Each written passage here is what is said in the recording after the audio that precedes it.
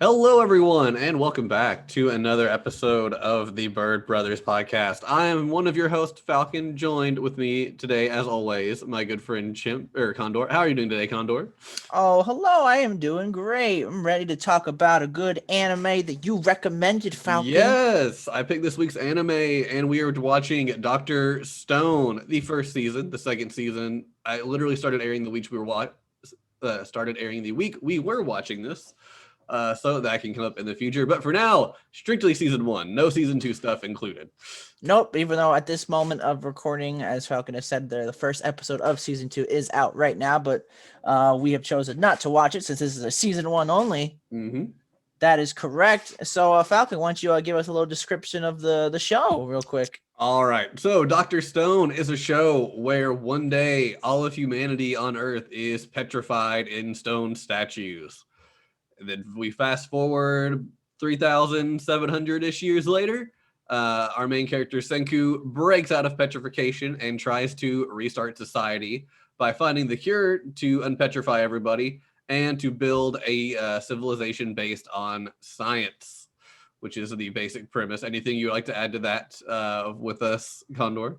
Nope, I feel like that was a 10 billion% a good description. Mm-hmm. All right. So that's the basic overview of the story. Pretty much just what they do, trying to rebuild civilization and what happens there. Over 3,700 years. That's right. It's pretty crazy. It's super crazy. Especially that our boy Senku could count every second he was petrified for 3,700 years. That's right. That shows how big brain he is. Mm-hmm. Super big brain. I guess we'll just go on and lead in talking about Senku because really the show is Senku. The show is Senku. It's not going to say that the show is carried by the main character, but that's not in a bad way, you know? No. Usually there is bad things where it's like, oh yeah, the show is totally carried by the main character and it makes the show bad. No, in this case, the fact that Senku is here, if Senku was not here, then obviously this would probably be a bad show. Yeah. So Senku is our main character, of course. He is a high schooler who is like a science prodigy. He loves everything about science. He's loved it since he was a kid. His goal in like elementary school, they have us say is he wants to go to space. And his teacher's like, "You'll be a great astronaut when you get older." He's like, "No, I'm going now." And you just see him like building rockets and all these other cool science experiments when he's like a little kid. So he just has this huge passion for science. He wakes up, realizes if he can get enough people awake, he can try to figure out what exactly happened and try to get civilization back to where it was and quicker. That's his main goal. Science genius. Everybody knows it. He knows pretty much everything. Not physically fit. Doesn't have much stamina. Your stereotypical like stick nerdy kind of guy. He's very kind of mischievous too in some ways. He likes to take advantage of people to use. He does like to take advantage of people. That's for sure. And he likes hatching up schemes that he enjoys. I'm saying too much today. I don't feel like I normally do that. Oh no, it's not good. Right? Yeah, it's terrible. But now I'm gonna get you doing it. Sure. So that's really Senku. What do you have to add about Senku, Condor? Again, basically he carries the whole show pretty much, but not in a bad way, as I mentioned previously. But Senku's a pretty cool guy. He has a nice catchphrase, 10 billion%. Mm-hmm. It kind of rubs off on some of the other characters. They say it sometimes too. It's pretty cool. Everyone kind of looks up to Senku as well, considering he's probably the big brain guy, but not just in that case, because he's just like also a very reliable person in general. He's always the type of guy when there's a situation you can always count on him no matter what. Mm-hmm. He's just that type he's like the big brother. He's dependable. Mm-hmm. But everything's good. Like ways of making everything stuck in his head. He knows the order they need to get it to make it happen. So that helps out a lot.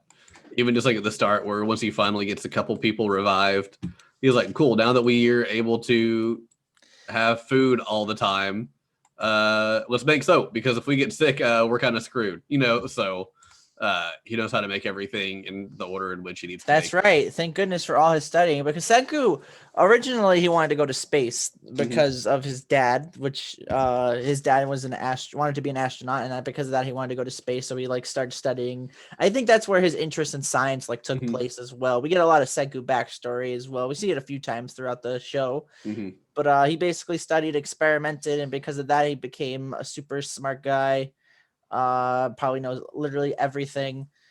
But unfortunately, his only downfall is he's not strong. That's why he has to rely on the strong people around him. Yeah, it shows that he thinks the moon is following him as a kid or whatever, and then he finds out the moon's not really following him later on in life, I'm sure. But yeah, his dad wanted to be an astronaut but failed the swimming test. So he ends up picking up science. You find out to try to find a way to help make the dad pass the swimming test the next time they choose astronauts. Since they said what, like they only pick new astronauts like once every decade or something. So there's not much window of availability, I guess. Opportunity. That's what I was looking for. Yeah. So he's trying to help his dad make sure the next time he can become an astronaut, his dad will succeed. And he does. So that's great. Senku also is the type to not show emotion that much. I think throughout the first season he only cried one whole time. And that was like around late season 1. I'm not sure if he'll cry later in the show since by the way, just to let you know, if you are watching the anime and you cannot wait for season 2 and you want to read the manga you just start on chapter 60 because the last episode like ends like near the end of chapter 60. I actually took the liberty of reading chapter 60 myself. So basically it's the first 60 chapters of the manga. And that is the first 9 volumes. Volume 10 onward, I believe, is where the arc that's covered in the anime is like ends pretty much. Sure, why not? 8 or 9 of the manga is where. No, that doesn't sound right. That doesn't sound right. I think it's because they usually have like 8 or 9 chapters in a manga, don't they? I actually don't know. I haven't read a manga in so long, but anyway. Like I said, I have them all. Let me go look at the covers and I can figure out which one it stopped at. Well, okay, you cool cat. Jeez, stop flexing real quick. Boom. Let's see. But while he's looking that up, basically, Senku is basically prime main character material. So he is the perfect fit for the situation that they are given. It's like they made him that way or something.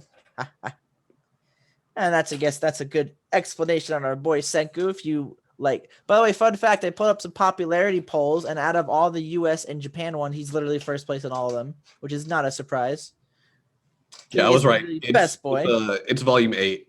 Oh, okay. Volume 8 is where the current part of the manga or anime ends, and the next part starts. So it starts volume 9. So the first 8 volumes is the first anime. Yeah, so you can buy volume 8. The first half of it's going to be the same. The second half not going to be the same. Or if you just want to start from the beginning to see the little differences, go on ahead because there's always differences. Oh yeah. And I guess that's everything about Senku. Who is our next character? We'll talk about Taiju. Taiju? Next. Oh yeah, our boy Taiju. So Taiju, fun fact, this anime tried to lead up to Taiju being the main character at first, because I think he's like the very first character you see on the screen. Basically, he's confessing to this girl, Yuzuri Hara. Her name's so weird. They should just call her Yuzuhara. I don't know why. Yuzuriha, yeah. But and then that's when the whole petrification of everyone turning to stone happens, and it follows him at first. He awakens from the stone, and then that's what happens in the anime, the show, and the manga too. Because I remember I read the first few chapters myself a while ago. Makes you think he's gonna be the main character, but then stuff happens and it's Senku. And I mean, honestly, that's not a bad trade. But basically, Taiju is I wouldn't say he's dumb. He's more like hard-headed. Wouldn't you say? Yeah, I mean, he's not smart, but he's more just kind of, I guess, he's just more slow. He's not really that he's stupid. Yeah, he's just kind of slow. He'll say things without realizing what he's doing. Like at the one part they're supposed to be like sneaking around, and he just like screams Senku's name, and it's like, no, you're supposed to be really quiet right now. Why are you just like shouting his name all of a sudden? But yeah, he's very fit, very much. He has a ton of stamina. They even he point is out very strong. Yeah, he's strong, but he won't hurt anybody. He doesn't fight anybody, but he'll protect people. So like it shows in the past, like he was helping Senku out when they were little. He was a little kid. He's, I guess you would call him Senku's best friend. We never really see Senku interact with anybody other really than Taiju in like the yeah, I would say the best time friends skips probably. like stuff. Like there'd be like these like high school college age kids come pick on Senku when he was messing with experiments. So Taiju would be there to like take the beating so Senku could keep working on whatever he was working on and protect the experiment. And then Senku electrifies them. Easy. Yeah. Yeah, but he does. But yeah, he's very much he's very protective of his friends and family and anybody who he feels needs it. Crazy ton of stamina, crazy ton of strength. Very kind-hearted as well. Scared to tell the one person he's been in love with for 5 years that he is in love with her, but you know that happens sometimes, I guess. That 5 years turns to 3,000 years. Yeah, it turns to almost 4,000 years. But yeah. That's really about it. I'm gonna look at this. Yeah, the problem, I assume he's probably a bigger prominent figure in season 2, but the problem, I wish they showed more Taiju. Obviously, I won't say why until later on into the podcast why we don't see more of him, but I was kind of hoping to see more of him. I was a little sad about that. Other than that, we pretty much described him. They only show, he's only like in the first 6 episodes and then appears in the last episode, really. I mean, even the last episode's more just like a cameo. You just kind of like see him. He doesn't really do anything. Unless he does, he screams Senku's name. I mean, possible. Oh yeah, that's right. He does scream Senku's name at the end. Yeah, but otherwise, yeah. And then usually he has to be like, "You idiot, shut up." But yeah. So after that, let's do Kohaku next. You want to do Kohaku? Yeah. Oh, okay. AKA so best girl. Oh, really? Really? Okay. I'm joking. I really don't care. Now that I think about it, I don't really think I chose a best girl. I think I was too busy being They don't really have much to do besides just be there. But yeah, Kohaku probably does the most out of all of them. But anyway. Girls? What are you talking about? What about Detective Suika? How dare you? Yeah, but Suika's like 7. Detective Suika. Yeah. But anyway. She has the fuzzy sickness. She has the fuzzy sickness. She does have the fuzzy sickness. That's 10 billion% horrible of you to say, Falcon. Anyway, Kohaku is a gorilla. Yeah. Oh, wait, don't hit me. Wait, don't hit me. You're forgetting she is a lioness who was not petrified ever. She is one of the first, I guess really the first person Senku meets, besides Taiju and one other person we'll talk about later. So real quick, just to cut you off because I'm so good at doing that. You can tell how a person is petrified because when they come out of the stone, they have like a marking on them. Like Senku has like they've got cracks all over their body. He has like cracks on his thing. I think Taiju has something on his forehead. I don't remember. Senku's got like below his eyes. Taiju, I think, has like one. Oh, he has it on his eye. I'm looking at it right now. 2 under his eye. Ria's like on her shoulder somewhere. Like she has like a little like spiral thing on her shoulder. Yeah, so that's how you could tell if a character has been like unpetrified before. But Kohaku is one who does not have any marks, so she has never been turned to stone. Yeah, and he can just tell even by the way she's behaving. There's been people who've been living there for a while. Which then leads to the mystery of were they people who originally were petrified and got unpetrified years earlier and have now had generations of people. But he can tell she doesn't really know what he's talking about or who he is very much. She's been living in the Stone Age world for a while. Yes. So he ends up helping her. He finds her after like a tree's fallen over on her or something, I believe. Yeah, because she we'll get to him later, but she like kind of attacks the bad guy of season 1, and she sees the bad guy do something to some of Senku's friends and realizes he's a bad guy and can't be trusted. But yeah, he kind of gets one over on her. The first encounter. Then a tree is on her, and Senku sees it, and obviously Senku's not like super strong, obviously. So he's like, "Can you wait till evening, and then I'll be able to free you?" And she does it, and then he does like a pulley system to like which is really cool to see. And she'd never seen anything like that happen, so she's like amazed at what he did and how he thought of how to do it. And he has to explain to her like, "Oh, well, I'm not strong, but by putting the work on these pulleys, I just have to yank this as hard as I can, and boom, we're good." You know, like you're good. But you find out she lives in a village with I think she says 40 people who weren't women and children. Yep. like 40 able-bodied people who could help the village. So there could be more, but mhm. actually, I wonder if there's a population of it. Let me look. I'll have to find out. But yeah, she just said she's like not counting the elderly and the children, roughly 40. But yeah, but Senku can't enter the village because outsiders are not allowed into the village. Because the only people who they know that live outside the village are people who used to live in the village and got banished from the village. So he can't go in there. But she kind of works as his liaison at the start for getting what he needs from the village and helping him out with science because she has a sister who's very, very sick. And Senku promises that he can make her better, hopefully, as long as he can get his science kingdom rolling and can get what he needs to make that happen. So she trusts Senku and believes him to help cure her sister down the line. But otherwise, she deeply cares for her sister and all the villagers. But she's a very good fighter. I think they said she's the second best fighter in the village, besides a guy named Magma, who's kind of just a jerk. So we don't care about him that much. You're a big jerk.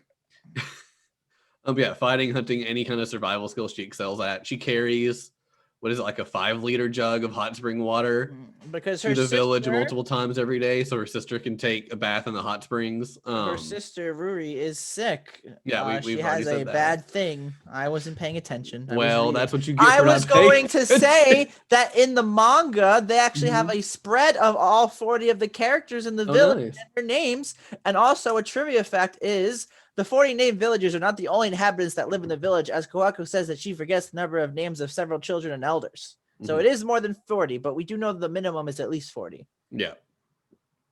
But yeah. So anything hunting survival skills she can help out with very easily.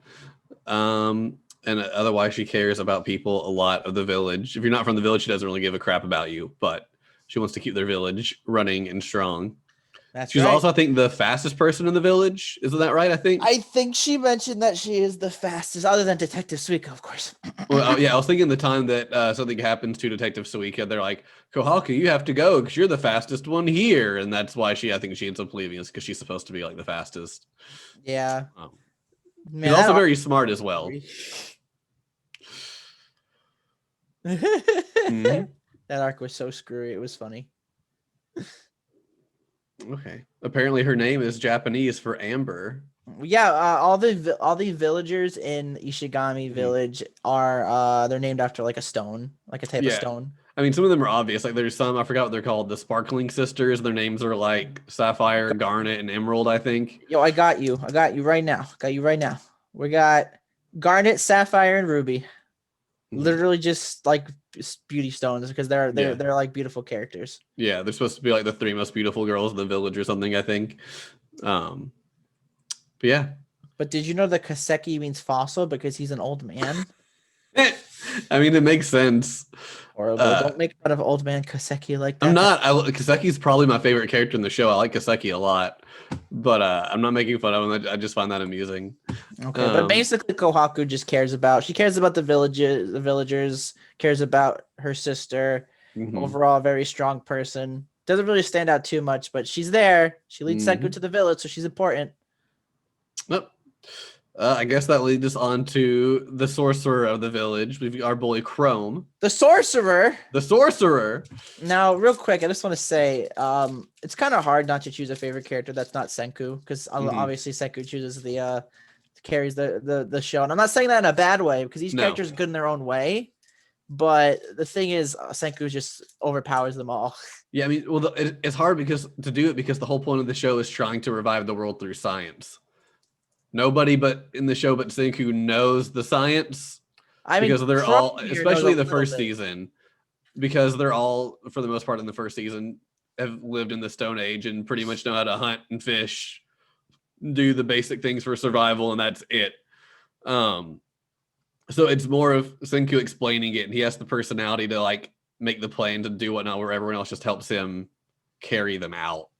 Yep. So it's really hard, especially at the start. I'm hoping in season 2 and onward, they kind of get fleshed out more. But really, besides Senku, there's only 1 or 2 other characters that kind of know what's going on and can like make their own plans and hatch their own schemes. But we'll talk about a couple of them later on. Well, anyway, I was gonna say, other than Senku, Chrome's probably my favorite character. He's like Senku and Taiju combined a little bit. Pretty much, yeah. Chrome is that person who's very smart, but since he's not been brought up in a world that can help him like learn more, he has a very primitive, rudimentary understanding of things. But he's smart enough to know that these things are different and important and useful. He just doesn't know how or how to make it that way. So Senku showing up and being able to like teach him all these things gets Chrome thinking and learning and becoming this a lot stronger person science-wise, and kind of personality-wise too. But it gets him some more respect because before he was kind of like the villagers liked him, but he was kind of that crazy sorcerer guy who did crazy sorcery evil things in his little sorcery hut, you know. But Chrome is very interesting. Yeah, I was gonna say maybe he might be a little bit gullible, but I don't think that that's really true now that I'm thinking about it. I wouldn't say he's gullible, honestly. Very impressionable, though. Very impressionable. He in the beginning, they had him and Senku have like a science off. It was kind of funny, and the last one was like math, and Chrome's like, "Oh, I'm the best at math," and then like on the screen it shows like all these equations and stuff, and Chrome's just like, "Oh."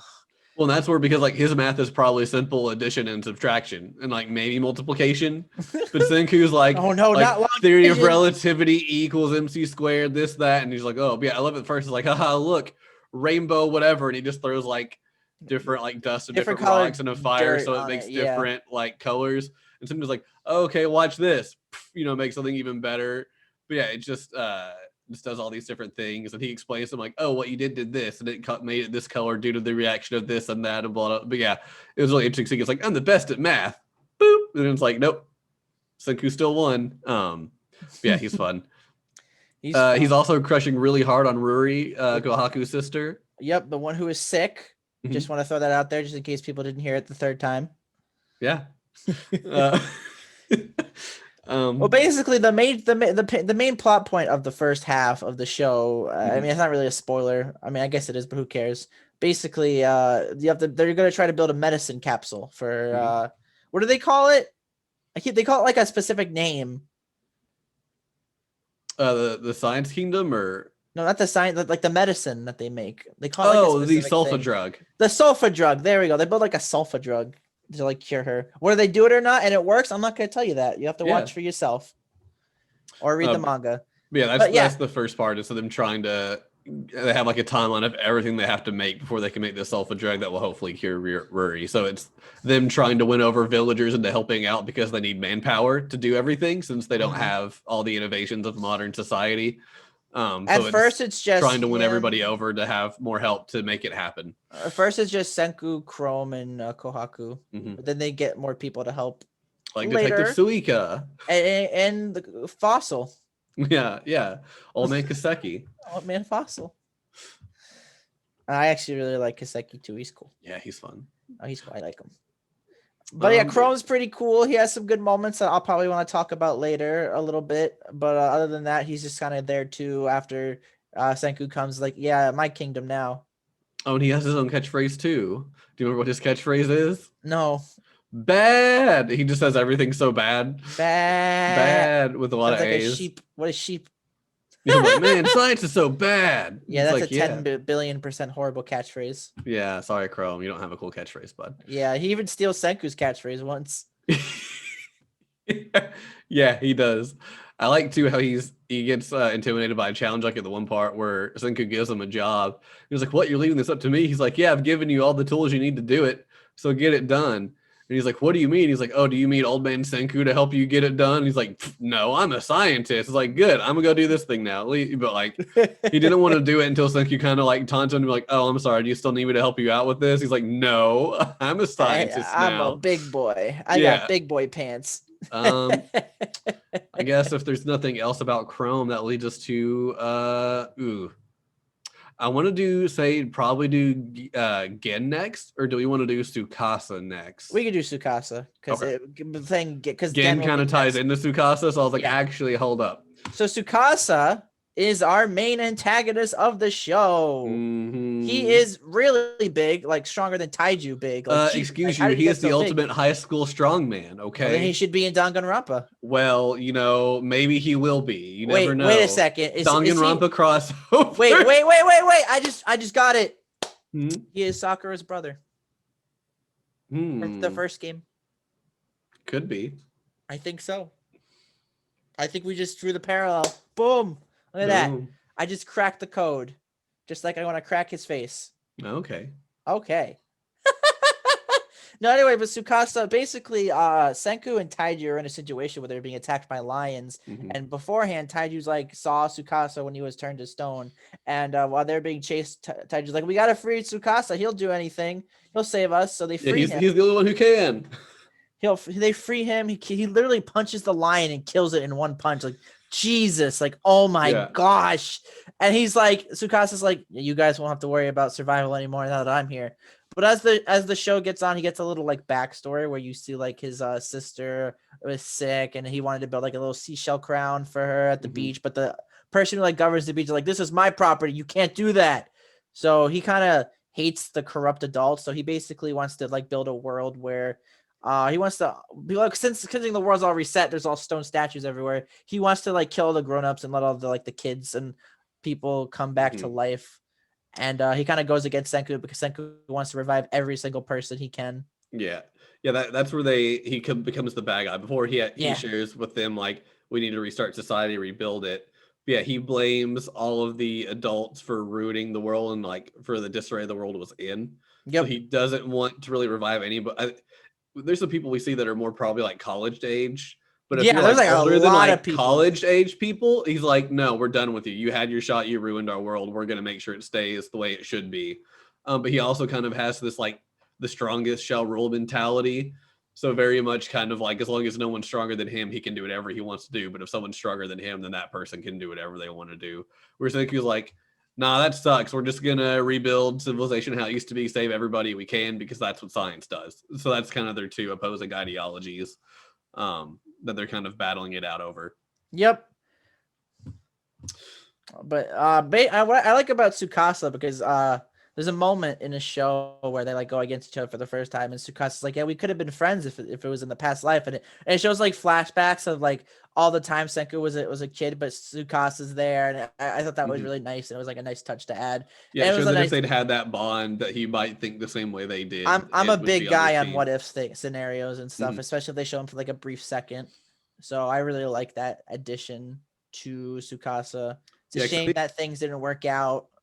The show would have been a lot different, I feel like, if that was the case. You know, it'd basically be like him at the Ishigami village, but Tsukasa would be there. They'd be all helping out. A lot of things wouldn't be happening, but then there'd be no like struggling antagonists. So right, there wouldn't be any way to start it off with well. But yeah, I think he even says before that when he was talking about if they met before the world essentially reset, that they'd be friends. And he said that Senku would have been his first friend. So it sounds like he's a guy, even though he's like crazy charismatic, just never was able to make a good friend. So if Senku and Taiju had been his friends growing up, he probably would think a lot differently. But yeah, otherwise he's super strong. He's known as what was the actual title? The strongest high school primate. Yeah, the primate. Because he was just like super strong and like the whole country knew it. Yeah, like he was like he's bulging muscles, like Jesus. But he's also super charismatic, and that's why he can win so many people over to his side. He just has that natural charisma to him. It's definitely the voice. It has to be the voice. Just let you know, guys, me and Falcon here watch the anime subbed. You can watch Dr. Stone dubbed on Funimation. Not sponsored. Yeah, but we both ended up watching it, I think, on Crunchyroll. Yes, I really like the sub. The sub is super good. Yeah. Super good. But Tsukasa is the bad guy. Yeah, the bad guy, just mainly there in the first season to be the antagonist. He has the opposing views. Bad guy, he's just trying to amass an army as much as he can so he can stop anyone who tries to think against him. He realizes that if Senku can advance science enough, that they won't have any way of stopping him because Senku can make guns and have all these other improvements that will just make the battle tied to their favor. So he's trying to build an army quickly so he can take Senku out and just be done with it. Which leads us, I guess, to Gen, unless there's anything else you want to Gen! talk about Tsukasa. No, let's talk about Gen. Okay. So Gen is also a character who was revived through the stone. Mm-hmm. Kind of just appears. Literally, his first catchphrase is like, "I want a cola." Yeah, you first see him and want a he's like, cola. "Is it do we or can I trouble It's someone when to get a cola or something like that?" And they're like, "What?" because that's when they were because Senku made like a ramen stand to like try to get the people to come help him out with some experiments, and then he appears and it's like, "Oh, I want a cola." And Senku's like, "Oh."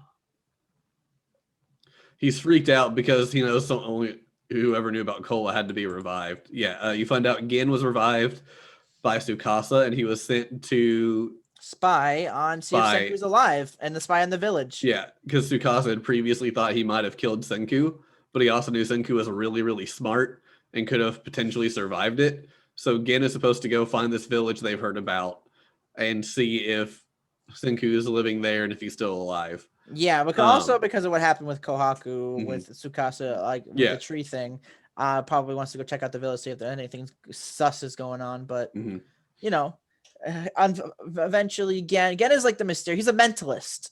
Yeah, he was like a famous mentalist teenager in Japan who wrote all these like books that Senku deemed trash. But he's very manipulative, very strategic, very kind of tactful. Also not a very strong character. I think his spot in Tsukasa's like empire was he was supposed to be like their strategist guy. But he's not very trustworthy. He's very much just kind of, you don't know where his allegiance truly lies. Yeah, he comes across the ramen stand when he's going to see if Senku's actually alive or whatnot, and decides to kind of hang around and see what Senku's up to for a bit. What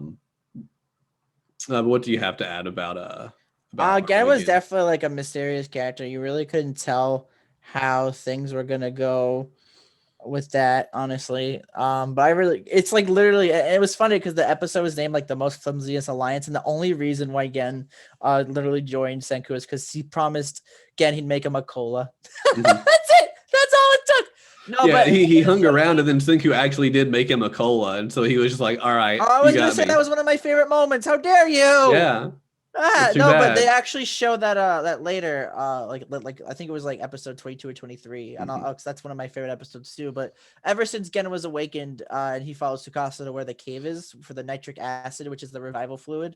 He saw the tree where Senku carved how many years he was gone and like what day it was he was revived back on, and Gen was like amazed and astonished, and he felt like back then that was when he really started being won over by Senku. So Gen's a really sweet character in that instance. He's also very smart. Like he understands some of what Senku talks about. Some, so not all, but some. Yeah, he'll be like, "We're doing this, and isn't that like super dangerous or what? You know, what about?" But yeah, he kind of knows what they're doing without being able to know everything, which lets him have somebody that Senku can kind of have these more intelligent conversations with when he needs them. Yeah, he's also knows some stage magic. He was able to trick. Was it Magma? I think. Yeah. With like the dumb little flower trick that he did. Yeah, the dumb little flower trick. And he just had like he makes a comment, he can make them like disappear. Something like, we don't believe you. So he has like these flowers. He just like sleight of hand, like moves them behind his fingers. Like, what did you do?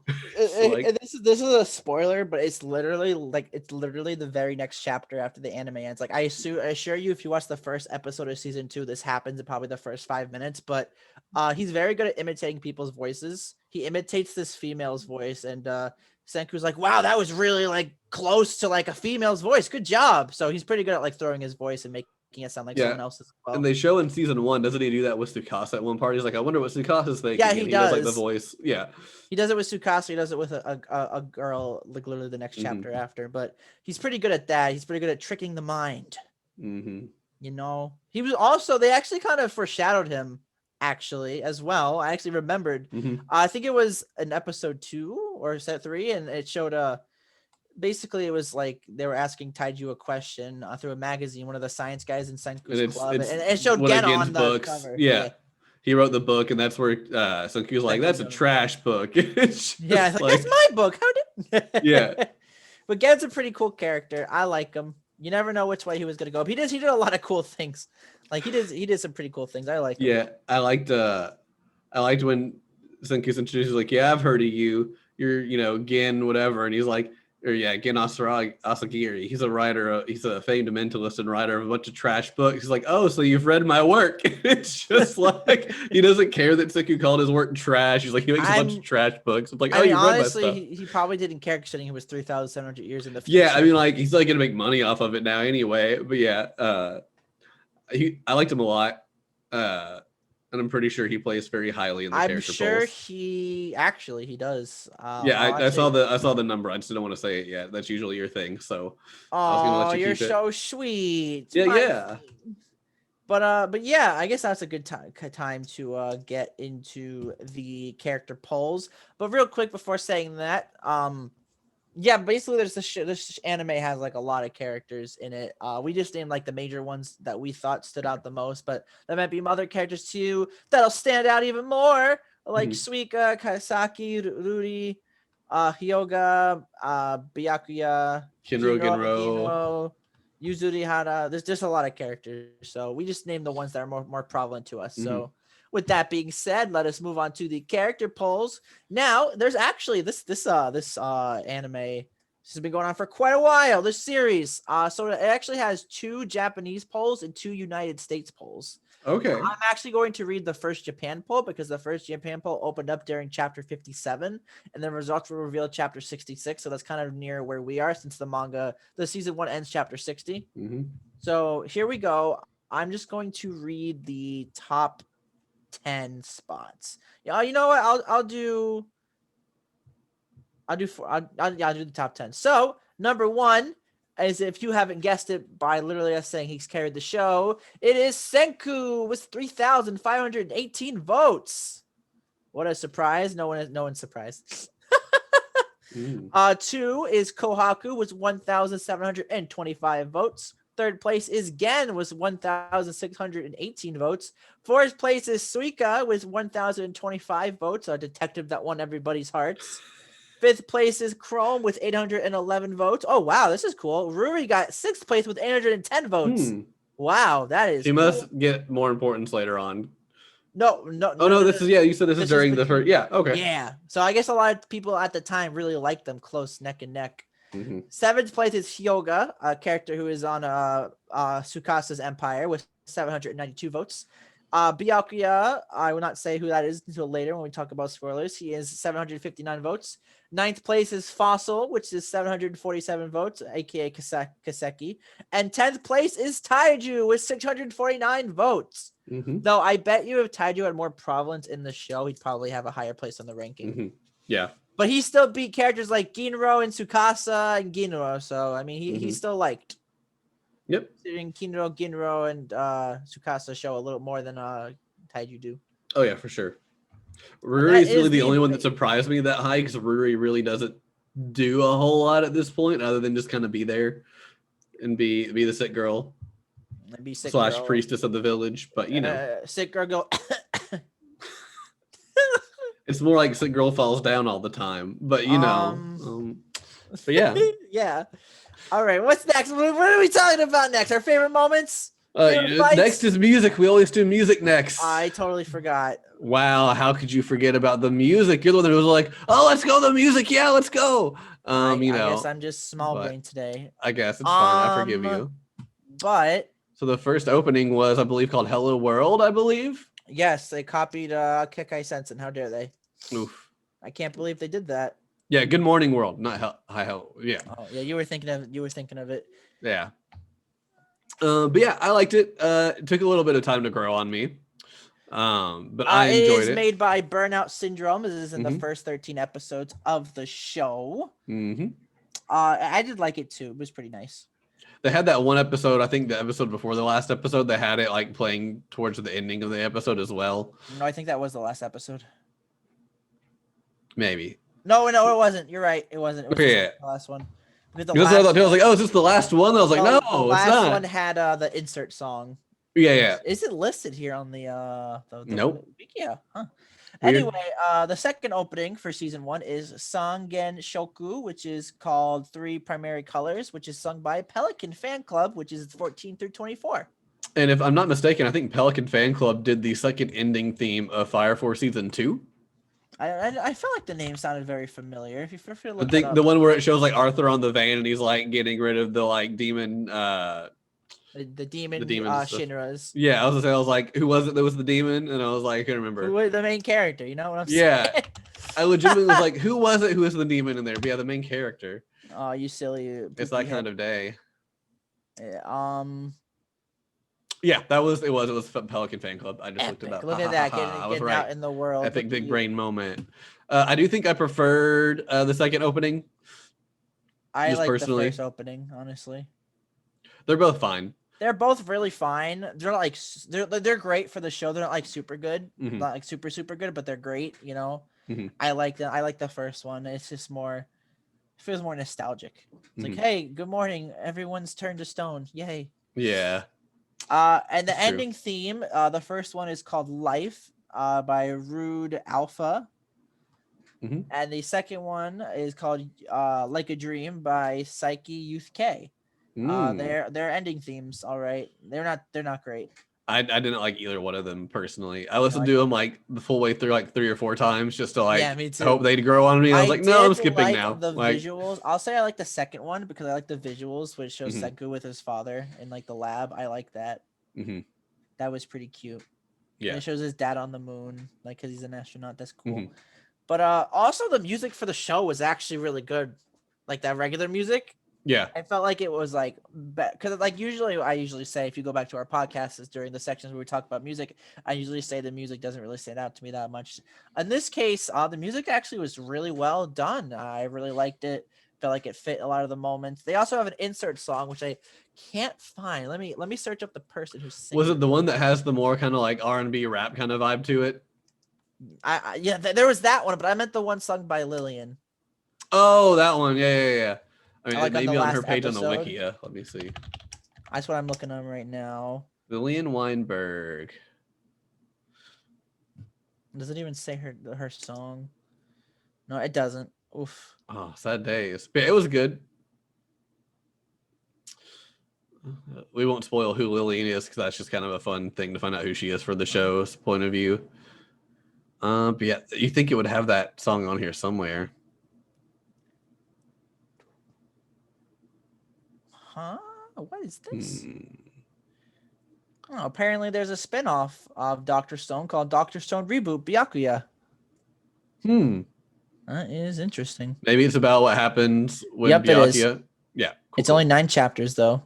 I mean, we kind of know what happens from what little we saw. It's probably just more details added. Epic. Anyway, but the music was great. Unfortunately, we can't find the song, but if you want to listen to it, I guess just watch the anime. So, haha. I mean, you could probably YouTube like Dr. Stone Lillian song or something, and it would pop up. Good thing I have YouTube up right now. Dr. Stone Lillian song. What is it called? One Small Step, I guess. That makes sense. It's called One Small Step. All right. Anything but yeah, else music's about great. Music? Yeah. Right. Next up, we normally do the we normally do the weeb moments. Well, are we normal? Moments next? We're not normal. We're doing an anime podcast. Yeah, exactly. So, we thought of 2 questions. I'm not sure. Did you want to do the first one or the second one, Falcon? We can do either one. You pick. Okay, I think let's do the second one. Okay. If you were later in the show, Senku does, I'm not gonna say how, but he does get the help of the villagers, and when he does that, he kind of divides everyone into like different teams. There's like a science team, there's a crafting team, there's like a grunt work team. I think there's more teams, I don't remember, but the question is, if you were to join a team in the Kingdom of Science, Falcon, what team would you join? What group would you be a part of and help Senku on his quest to bring science back to the world? So this one's an interesting one for me because there's 2 that I can see me joining. So when I was a kid, I always wanted to be a scientist, and I'm always fairly good at science. So I feel like I could join the science team and do that. But I've also my family is like a huge crafting family. So I've done crafts all the time. Like all the time. So I feel like either one of those 2 I would probably be good at. But I feel like if I had to just pick the one, I would probably do crafting team because I feel like overall skill set that would be better for me to do than being on the actual science team. Wow. You Yeah. chose my team. How dare you? Oh, is that the I team you was were going to gonna- be on? Oh, I'm not good at science at all. Honestly, okay. the one problem I had with the show, and it's not like a problem with the show, it's a problem with me as I'm not like super good into science. Mhm. So a lot of the sciencey words that Senku kept saying the whole time, I didn't really understand that much. Right. But it was still cool to see everything like happen, obviously. So I wouldn't join the science team. I probably wouldn't join the grunt work team. I probably want to join the crafting team as well because it's cool to like make things. Mhm. So I guess we are both joining the crafting team. We're both losers joining the crafting team. All right, let's go. We're not losers. We're helping bring humanity back. We're to helping its bring feet. humanity back, but the other guys are on like the fighting team training or the science team or the grunt work team. And we're I just mean, I like, guess we're I could join gonna- the fighting team. We're That'd gonna be make cool. these wires with the little kids of the group, you know. No, isn't it the grunt work team? I was thinking more like what Kasaki does. Oh no, you're right. Yeah, they did that, but I don't feel like the wires was the grunt work. I feel like that was probably part of crafting. Probably. I feel like there's probably like the crafting team that was more like the kids and the villagers who were doing like the wires and all of that, and then there would be like the actual like fire crafting kind of team with Kaseki and whatnot. But yeah, Sure. all right. That has been the weeb moment. We hope you all enjoyed it. Moment. We're big weebs. What can I say? Yeah, weeb. Now we're going to favorite moments. Favorite moments. Yes. Oh my God! Let me count the ways. What is your first favorite moment, Condor? Oh, we're getting to spoilers a little bit. I mean, it's not like big spoilers. I don't know because I feel like there's not really like spoilers. It's more just like. I mean, there's some spoilers, but nothing like major. We already said that Gen's turned traitor. That's true. We did already say that. Yeah. But our bad. We apologize if you had not watched the show and are very mad at us about it. We apologize. Yeah, well, keep listening to the podcast so you can hear our thoughts to the end and complain about us later. Yeah. But anyway, I really liked. So it was the scene where it was when Senku, Chrome, and Magma went into the mining to get some of that crystals, and then as soon as they leave, Gen's like, "Oh, Senku's finally gone now," and I'm like, "Is Gen gonna do something?" And then I'm like, "No, he's probably not gonna do anything. He's literally done like a lot already to like help out. I don't think he's gonna like be a traitor or anything." Yeah, they give him that like really creepy like maniacal face that he has every once in a while, and you're like, is this bad? Yeah, it was pretty bad. And then we get a good like Magma moment because if you watch the show, Magma's kind of a jerk, but he kind of like understands now, and he's like kind of helping Senku. That's not the point. So he comes back.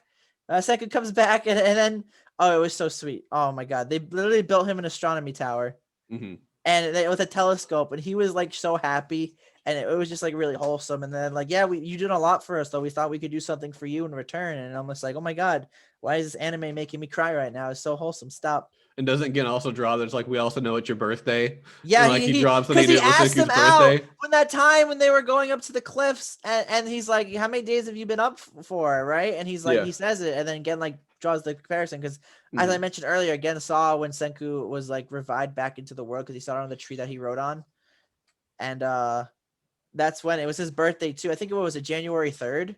Something like that. Yeah. I didn't really look it up right here. I haven't. He pointed out that it was January 4th. It was his birthday, and he figured it out by how many days. Remember, he asked about how do you know what day it is? So I've counted how many days I've been alive, and he says like how many days he's been alive or whatever. So he's being able to figure that out with what the current date was, what his actual birthday was.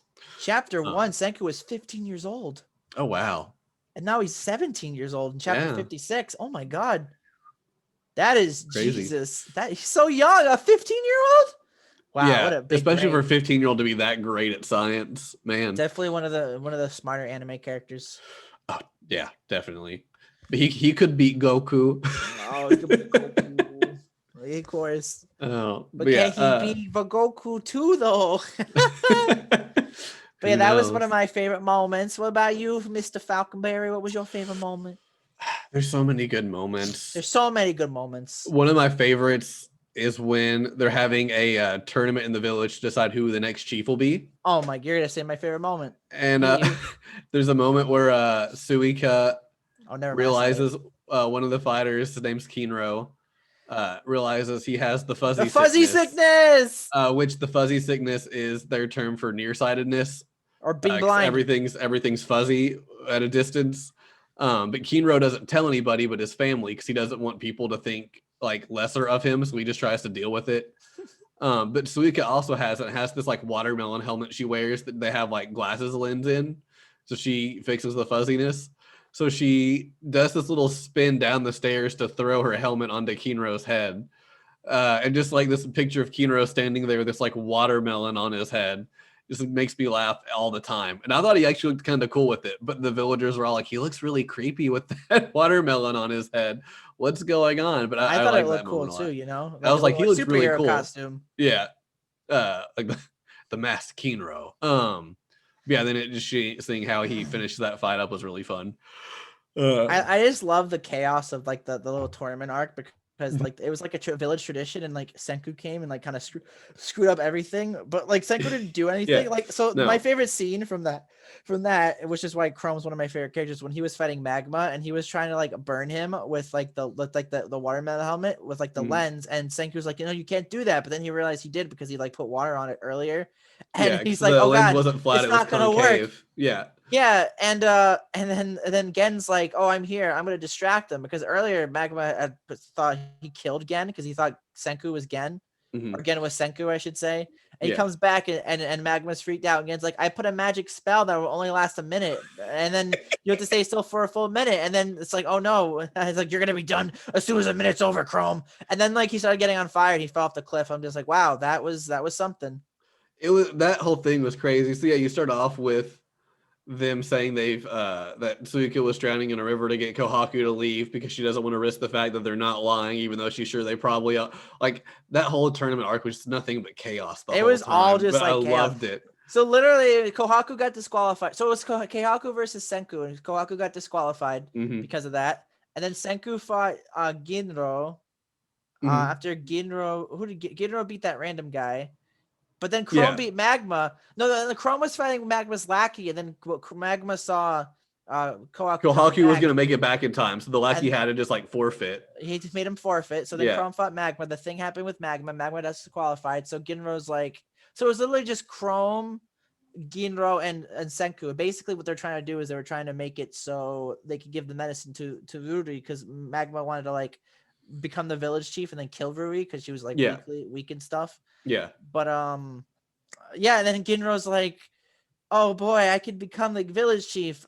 Yeah, because both Senku and Chrome are notoriously horrible fighters, and Ginro, while not a great fighter, is a lot better than them. So he's like, I've won! I get to marry her now. Yes. I actually forget how Senku won that. No, he stepped on a plank, and I think he hit him in the nuts, right? Yeah, so Ginro was just coming at him like crazy, and I forgot what Chrome said, but he ends up putting his stick like in a way to where he's able to put himself onto Ginro's stick, and when he steps on it, it hits him in the nuts, and he falls over and just lays there. But yeah, it wasn't very interesting at all, but they all got mad because the whole thing was they were wanting Chrome or Kinro to win. Kinro, yeah. They felt Kinro had their best shot at fighting, but Chrome wanted to win because he's been crushing on Ruri, and if he wins, he gets to marry the priestess. And then it was Chrome versus Senku. Yeah. Senku was about to like give up so Chrome could win, right? And then Chrome just passes out because of his fight with Magma, because he got like beat up too by Magma. Oh, he got hella beat up. Like, I was surprised he was standing. Yeah, Senku was about to be like, "Oh, look, Chrome, it's us." And he's about to forfeit, and they're like, "Senku wins," because Chrome just like passes out when it was like, Yeah, then that was the tournament arc. We basically just explained it. Yeah, pretty much. It's pretty crazy. That was one of my favorite moments. What's another one for you? I'm gonna steal your character's favorite moment, and it was the part where Kaseki was saying he didn't have any friends, and then Chrome and Senku were like, "Where are your friends? What are you talking about, old man? Where are your friends?" I stole your character's favorite moment. I felt that so much. You're like, man, I wish I was younger so I could have grown up having science buddies or maker buddies. And it's like, what are you talking about? And he's like, oh, I never had anyone to help me make stuff. I did it on my own. I'm like, well, don't you have to now? And he's like, what are you talking about? They're like, us. And he's then Chrome's like pointing at himself and Senku. Yeah, he's like us. It was awesome. Yeah, and then he's like, what? He's like, but I'm like 40 years older than you. And they're like, so? It's like, who cares? Technically, I'm 3,000 years older than you. Yeah. He's like, I'm like 40 years older than you. They're like, I think the exact quote Chromie is like, does age really matter? Yeah. He's just, that's when he realized, like, they don't care. Like, I'm their buddy. We're making stuff together. It's great. But science knows no limits to age. That's all that matters. Yeah, it's just like we're buddies. We make stuff together. But yeah, I like that a lot. It was my favorite moment, so it's mine first. Haha. Okay. Well, I'm not saying it wasn't yours first. I'm just saying I also I enjoyed said that it moment. first. They made cotton candy. They did make They made cotton candy. Oh, yeah, I love how Senku just makes like the easiest things to get the villagers to win the villagers over. Like when he made the ramen and he eats it, like everyone's like, "This is the best thing we've ever had," because they've only had like grilled fish or like grilled meat over fire. And then he eats, he's like, "Ugh, this is the worst ramen I've ever had." It's Yeah, they were like, but "Oh, to it's the them, this best." is like the most master class of cooking they've ever had. But yeah, I like how he just makes. He even had to make the ramen cart to go along with it because, why not? But yeah, use it just as a trick to trick them on helping. Oh, you ate? Cool, you got to help me out.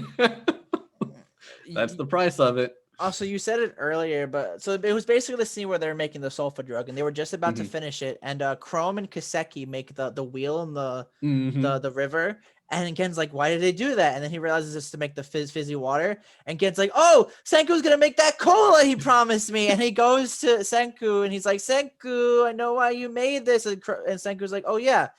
He's like, Gen's Big like, science explanation. Gen's like, "Yeah, I'm so happy you did it." And he's like, "Thanks, I needed that. Now I'm gonna do a big science thing." And Gen's like all upset and sad and stuff. He's like, I should have figured. And then he sneaks back in later to look for something, and there's just the cola sitting on the table. You ruined it. I wasn't done.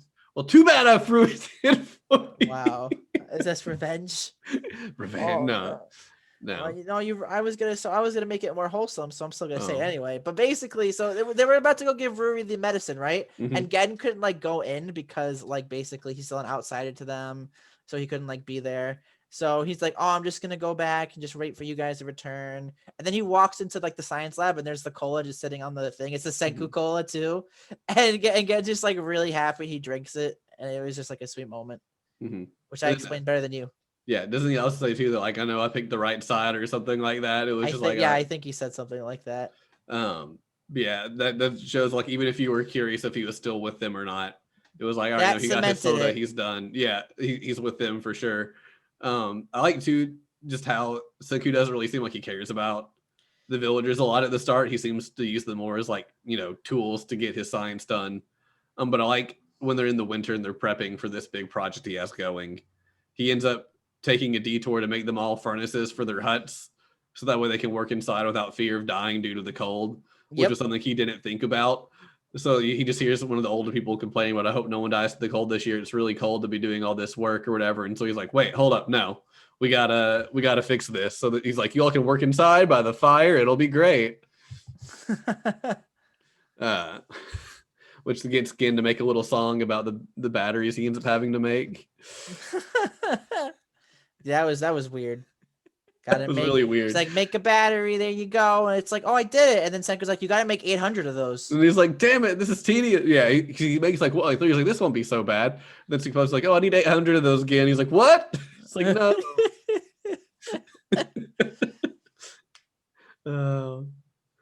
Oh man. Yeah. The show has lots of good moments. It has tons of good moments. I think another one is when they're making the wire. It's like, cool, how much wire are we going to need? Enough from here? Yeah. To that mountain. All the way to the mountain. And then they all immediately like, oh, it's great. All annoyed. It's like, what do you mean?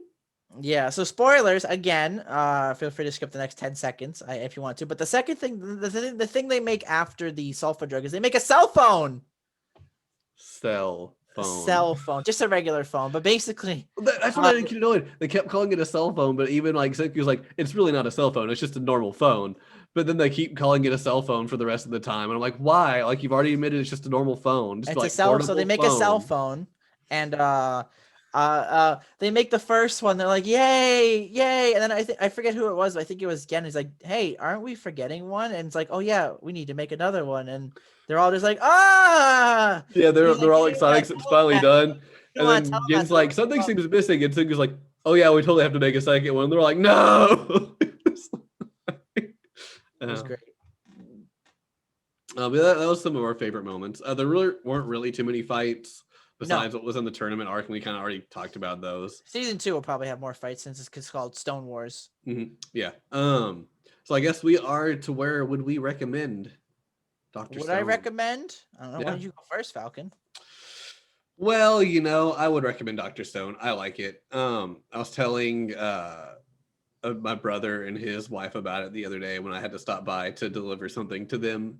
And even they were interested in it as non-anime fans. The whole fact of just trying to get the civilization going through science, but back in the Stone Age, just kind of made them think it sounds interesting. So I feel like it's definitely an anime you could recommend to anyone who likes anime and potentially is a first anime. But if it's the first anime, I feel like they have to kind of like the more like sciencey kind of science fiction aspect of it that it kind of has. As far as actual rating, I'm gonna give it an 8. Wow. I feel like if the other characters were able to do more besides just gathering resources and whatnot for Senku, I might place it a little bit higher. But it's pretty much the Senku show, and while I enjoy Senku, I wish some of the other characters were able to take the spotlight more than just having like a little, fun moment here or there. That's what I'm going to rank it at. What about you, Condor? Well, I would definitely say I would recommend this anime to a new anime fan, 100%, because it's shonen, obviously, so it's basic, but it's like a good basic. And if you're a science fan, I highly recommend watching it too, just for that aspect, and maybe it'll be a good way to get yourself into anime. Definitely also recommend it for veteran fans if you haven't watched it. I really enjoyed what I watched.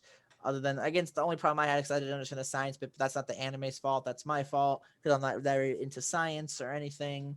But other than that, I will have to agree. I think I want to rate an 8 out of 10 as well.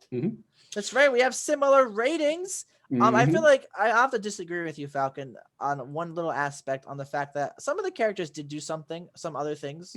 I mean, obviously Senku did carry the show. Yeah. Literally carried it like the stone on his back. Ha! But other characters had their own little moments. But I do agree where I hope more of those come in the future. Yeah. Like Suika and Kiseki were two of my favorites in the show. But I mean, yeah, Suika pretty much just does some scout work every now and then and helps gather ingredients. Kiseki's whole thing is he's just a skilled craftsman who can do the more intricate things that Senku and Chrome can't do. I think what you're not realizing is even though the show focuses on Senku, everyone else does everything. Yeah. So they do have their own moments, but he does the science behind it, but they focus so much on the science, you don't really, what everyone else doesn't really seem or feel imperative. That's why it was getting more like wholesome towards the end. I'm like, I like this. It's getting wholesome. Yeah. Getting wholesome. I liked it. Anything else we want to say? I mean, we've already kind of moved spoilers into kind of all of it. Anything we want to say spoilery wise, or do we think we're good? Senku's dad was an astronaut and survived the petrification. And he and the 5 other survivors only did stuff to give Senku friends when he awoke, and that was really sweet and wholesome. That's like a good plot twist. I liked it. Yeah. So basically, because the village is called Ishigami Village, and that's Senku's last name because his dad came down and founded the village and stuff. Yep. And he's like, I hope you like your gift, because at the last episode they found like a stone recording with his father's voice in it, and it's also like the song that we mentioned, which was really great. Yeah. And they showed Goku at the end, so obviously it's good anime. They also showed one of the iShield 21 characters when they were talking about how manpower worked by turning the crank or whatever. They had one of the people from iShield 21 on there as one of the people pushing the like wheel around. I'm sure you like that. Yeah. Yeah. I mean, because I guess we didn't say, but the artist who did all the art for Dr. Stone is the guy who did the art for iShield 21. I did not know that. Yeah, Boichi, I think is how you pronounce his name. Boichi. Yeah. Boichi. But yeah, his art's great. Like, I wasn't a huge fan of iShield 21. Like, I enjoyed what I watched of iShield 21, but I didn't finish it, and I have no care to go back and finish it. But the art was phenomenal in that show. I guess if there's not anything else, I guess this is time to wrap it up. So this has been our episode on Dr. Stone Season 1 for the Bird Brothers podcast. Look out for the Stone Wars episode sometime after that season has finished airing. We're not going to do like half-season review or anything. We're just going to wait till it's all done. I mean, come on, let's face it. You can find out what we're up to on Twitter at BirdBroPod. You can keep up to date with all news and updates regarding the podcast there. We also have a Discord you can hop in. It will be in the link or the link will be in the description on our podcast on the main page. You find it on all of the podcast services. Put that into your browser, hit yes, and come chat about anime and video games with us. We don't bite. Or I'm Genshin. also on Twitch some, which you can find on Twitch at twitch.tv/FinalFalconberry. We have been playing some Genshin lately, as Condor and I have both been very hooked. I finally got my Coco Goat +1. I need to get Coco Goat plus max by the end of it, but I doubt that's going to happen. Have fun using your whole paycheck.